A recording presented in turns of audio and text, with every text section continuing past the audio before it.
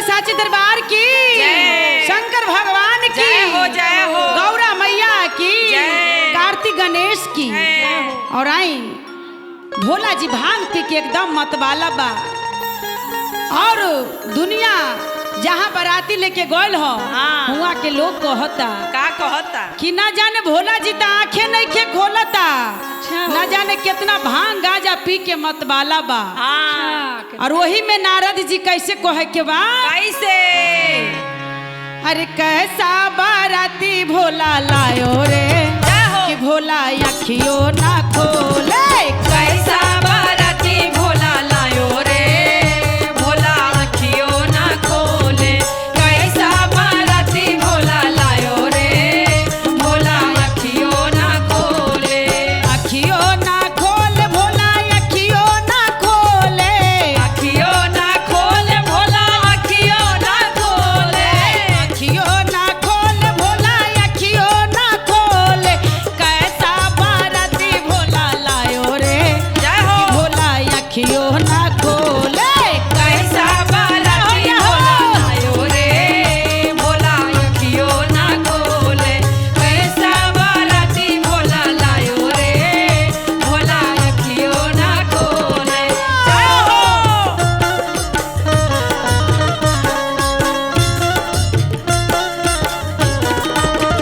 कैसा बाराती भोला लायो रे भोला अखियों ना खोले, कैसा बाराती भोला लायो रे भोला अखियों ना खोले। ऐसे कहे कि राजू बाबा, देखी भांग पी के एकदम मतवाला बा, ई रथ पर बसहा बरद पर।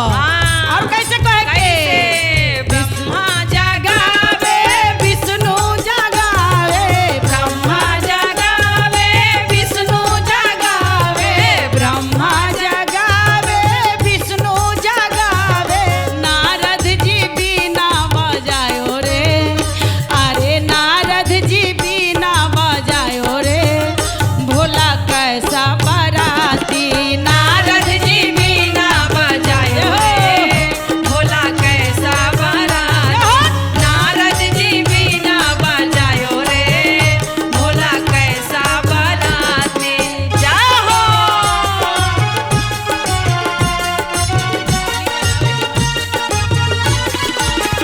कैसा बाराती भोला लायो रे भोला अखियों ना खोले, कैसा बाराती भोला लायो रे भोला अखियों ना खोले।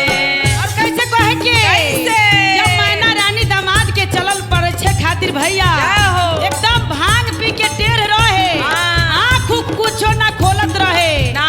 मैना रानी तो बड़ा देखिए जम्हा हो गए, जे ना जाने हमर गौरा के कैसन बर मिलल, कैसन ई तो मिलल? बसहा पर बैठल बा आंखें नहीं के खोलल। जय हो। और कैसे कहे के कैसे मैना रानी जगावे हिमाचल जगावे, हिमाचल जगावे हिमाचल जगावे, रानी जगावे हिमाचल जगावे, कैसा बाराती भोला लायो रे, जय हो, अरे कैसा बाराती भोला लायो रे, जय हो, कि भोला अखियों ना खोले, कैसा बाराती भोला लायो रे भोला अखियों ना खोले, कैसा